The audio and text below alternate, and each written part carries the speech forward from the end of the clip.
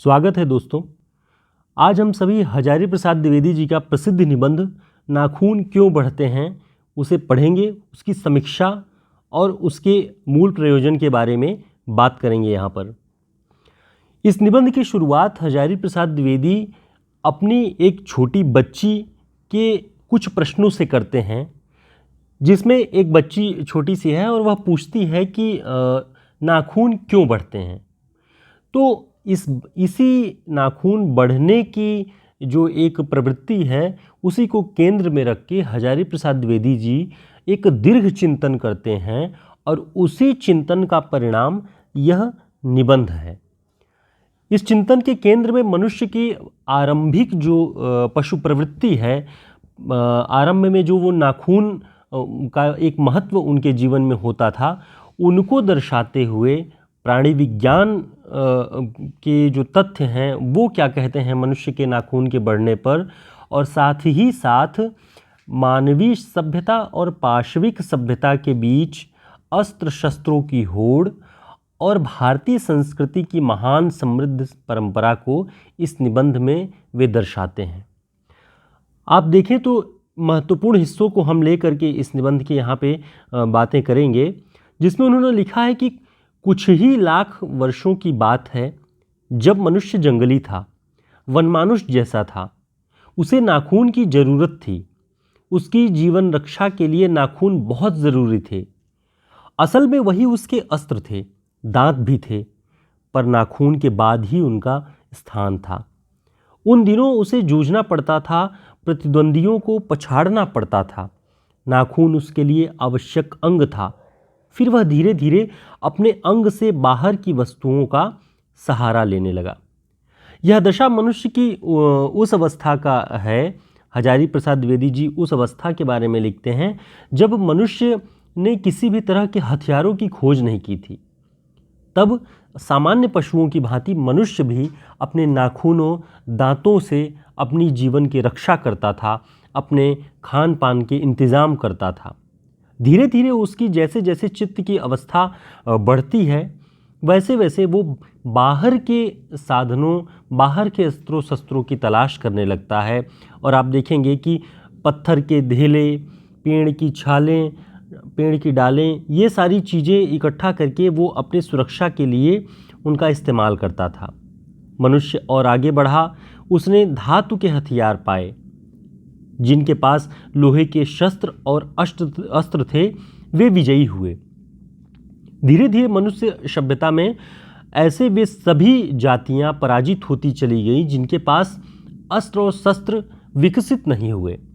मनुष्य के उन समूहों ने जिन्होंने धातुओं की खोज की, उन्होंने अपने लिए मजबूत अस्त्र और शस्त्र की तलाश की, उनका आविष्कार किया।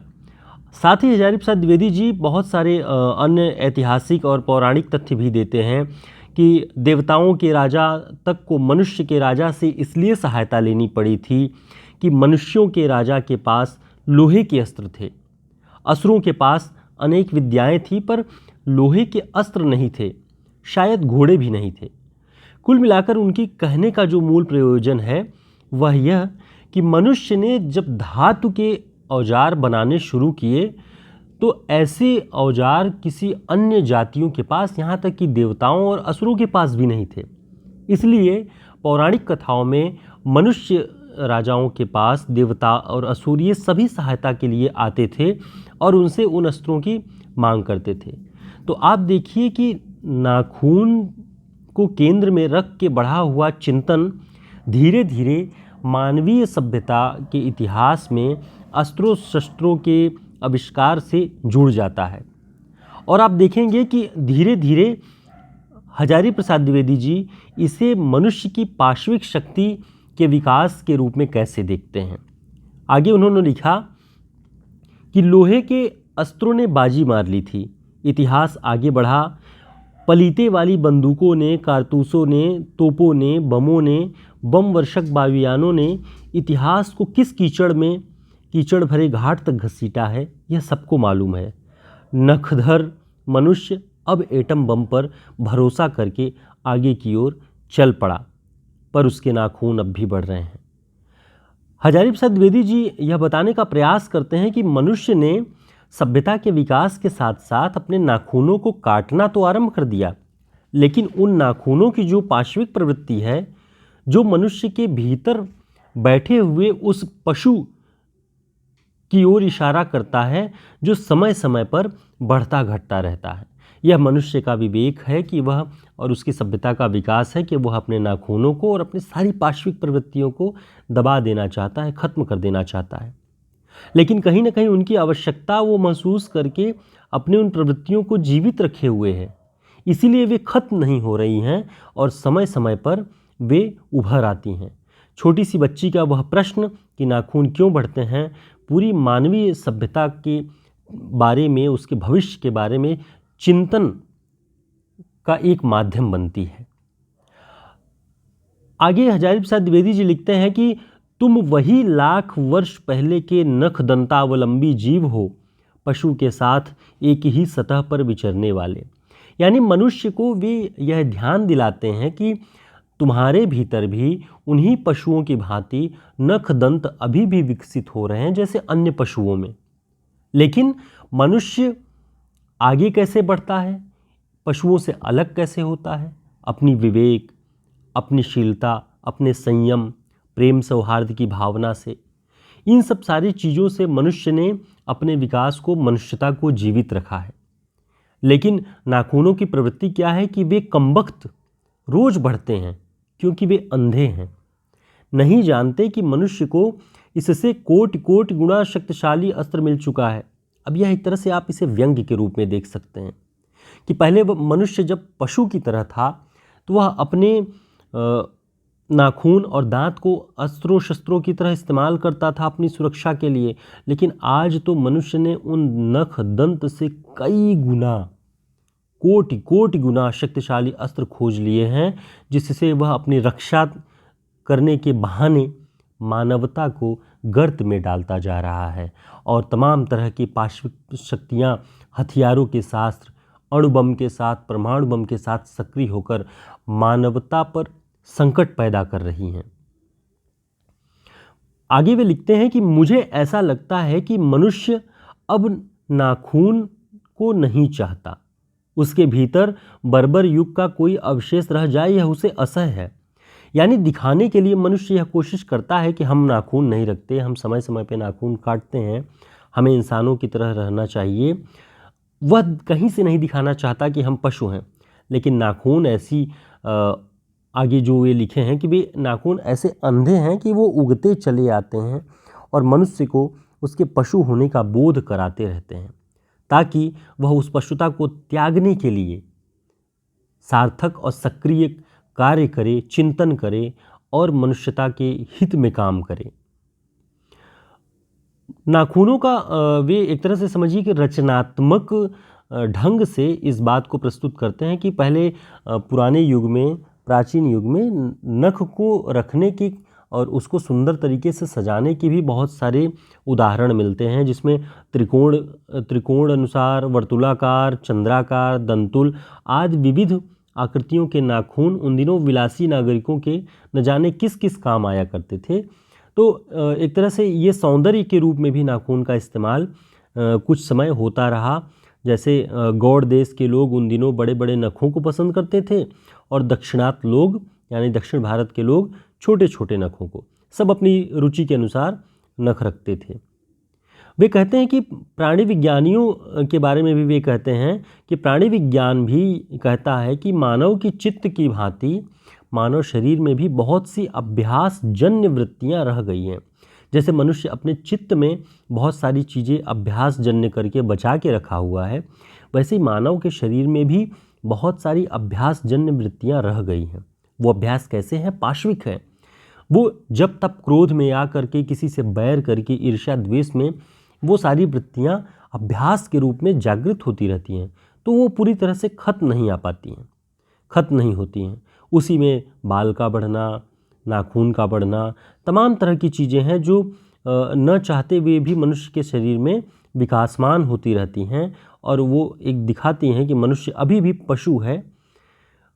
पर कौन सोचता है इस जो मनुष्य के भीतर पशुता है, आक्रामक और क्रूरता, हिंसा करने की जो प्रवृत्ति है, उसके बारे में कौन सोचता है? सोचता तो क्या, उसे इतना भी पता नहीं चलता कि उसके भीतर नख बढ़ा लेने की जो सहजात वृत्ति है वह उसके पशुत्व का प्रमाण है, और काटने की जो प्रवृत्ति है वह उसकी मनुष्यता की निशानी है। और यद्यपि पशुत्व के चिन्ह उसके भीतर रह गए हैं, पर वह पशुत्व को छोड़ चुका है। शस्त्र बढ़ाने की प्रवृत्ति मनुष्यता की विरोधिनी है। हजारी प्रसाद द्विवेदी जी उस दौर को भी देखे हुए हैं जब प्रथम विश्व युद्ध और द्वितीय विश्व युद्ध के दौर का जो नरसंहार है, अस्त्रों शस्त्रों की होड़ से जो विश्व भर के राष्ट्रों के मध्य युद्ध हुए, उन सबको उन्होंने देखा है। और वे उसी आधार पर कहते हैं कि शस्त्र बढ़ाने की प्रवृत्ति मनुष्यता की विरोधिनी है। अब आगे वे लिखते भी हैं कि जानते हो नाखून क्यों बढ़ते हैं? ये हमारी पशुता के अवशेष हैं। मैं भी पूछता हूँ, जानते हो ये अस्त्र शस्त्र क्यों बढ़ रहे हैं? ये हमारी पशुता की निशानी है। यानी अस्त्र शस्त्रों का बढ़ना मानवीय सभ्यता का विकास नहीं कह सकते। अगर नाखून बढ़ना पशुता का प्रमाण है तो अस्त्र शस्त्रों का बढ़ना भी उसी तरह पशुता का ही प्रमाण है, और भयंकर क्रूर पशुता का प्रमाण है। आगे वे भारतीय चिंतन धारा, भारतीय सभ्यता और परंपरा में जो स्वाधीन होने का, स्व के अधीन होने का एक परंपरागत मूल्य था, उसकी बात वे कहते हैं। और उसको प्रोत्साहित करते हुए वे कहना चाहते हैं कि भारतीय सभ्यता में, भारतीय चिंतन में स्व के अधीन, अपने आप को अपने नियंत्रण में, अपने संयम में रख के एक दूसरे के प्रति प्रेम सौहार्द को विकसित करना, पशुता को खत्म करना, हिंसा नफरत को खत्म करना, यह हमारी भारतीय संस्कृति और भारतीय चिंतन परंपरा की विशिष्टता है। आगे वे लिखते हैं कि यह जरूर है कि परिस्थितियां बदल गई हैं, उपकरण नए हो गए हैं, उलझनों की मात्रा बढ़ गई है, पर मूल समस्याएं अधिक नहीं बदली हैं। भारतीय चित्त जो आज भी अधीनता के रूप में न सोचकर स्वाधीनता के रूप में सोचता है, वह हमारे दीर्घकालीन संस्कारों का फल है। वह स्व के बंधन को आसानी से नहीं छोड़ सकता। मनुष्य जब स्व को, अपने आप को अपने बंधन में रखेगा, तभी वह सारी पशुताओं को पराजित कर सकता है, ऐसा हजारी प्रसाद द्विवेदी जी मानते हैं। समस्त वर्णों और समस्त जातियों का एक सामान्य आदर्श भी है, वह है अपने ही बंधनों में अपने को बांधना। और यह बंधन नकारात्मक नहीं है, वह जड़ता का सूचक नहीं है, वह नियंत्रण सूचक है।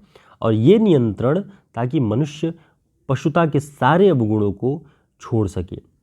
इन्हीं अब स्वबंधनों के कारण मनुष्य पशुओं की भांति आहार, निद्रा, हिंसा, इन सब सारी चीज़ों को छोड़ता है और पशुओं से अलग अपना स्थान स्थापित करता है।